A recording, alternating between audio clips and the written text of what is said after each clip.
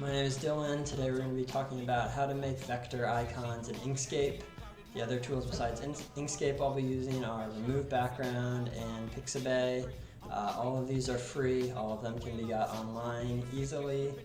And this will be just a quick little demo on how to make these icons single color. You can add a border color, good for graphics, good for website lists or steps to kind of add some color and break up text. So we'll start by going to Pixabay.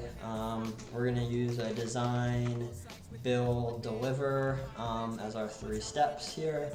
So this butterfly icon was one I've been liking. For build, we're going to go with this excavator that has a tough color pattern, but one that the Removebg has been doing well. For anything you choose for these icons, you do want to make sure that there is a solid background so that the Removebg can handle it well. If there's a lot of color gradient or not a solid background, it's going to struggle and your icon will come out looking like a big blob of mush, which we do not want. So the only way to find out though is test it in Removebg. So I've done this a few times, as you can see down here, and I know these are going to come out well. Even though this excavator I really didn't expect to the first time, but boom, beautiful.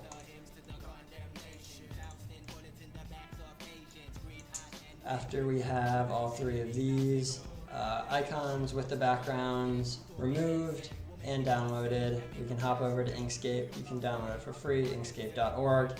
It's the poor man's Adobe Illustrator, great for vector editing, also free. Adobe Illustrator is better, mostly because it is what everybody uses, honestly. So if you are in the design industry, you are using Adobe Illustrator, you're using all of the other Adobe suite of products, and they all go really well together, so it makes sense why people do it. But yeah, Inkscape is very good for people who are learning, very good for people who are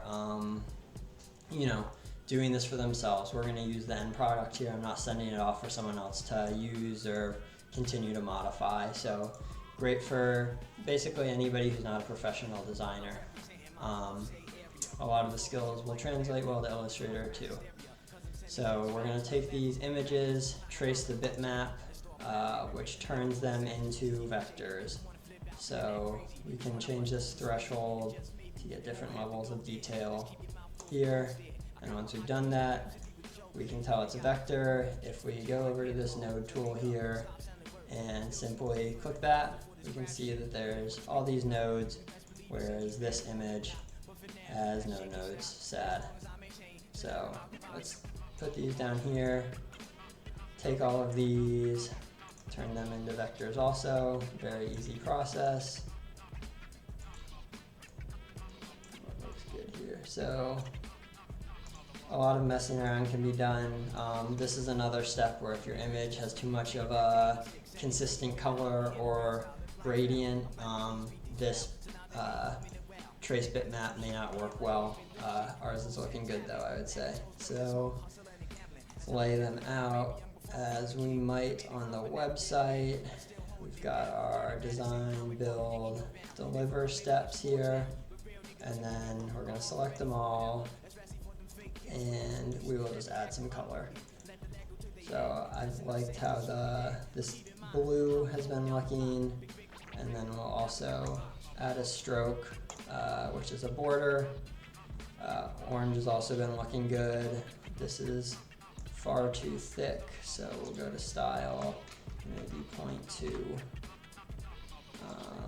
That's really small, so 0.4, fun to mess around with. You can get a variety of things here, but boom, we've got our three icons.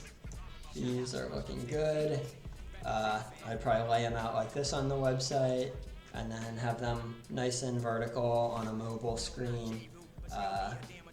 I wouldn't do this here. Usually I just export these, but on the website, just to kind of give you an idea of what I do on the website, how you might use these, just write out these steps. So design, build, deliver, and then add some text below that just kind of, you know, markets it, talks about your process or whatever. This is how we design our butterfly mugs,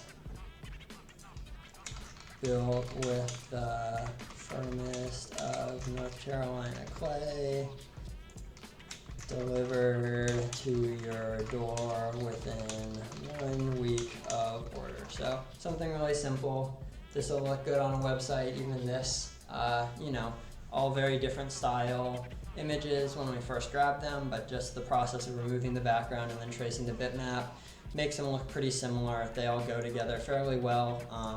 Not the most beautiful color scheme. You'd probably choose something else if you were doing this for an important website, but you know, we did this really quickly and it still looks solid. So I'll put an example up here of me doing this exact same thing. I use the exact same process, just what the end product was for a website I'm doing right now.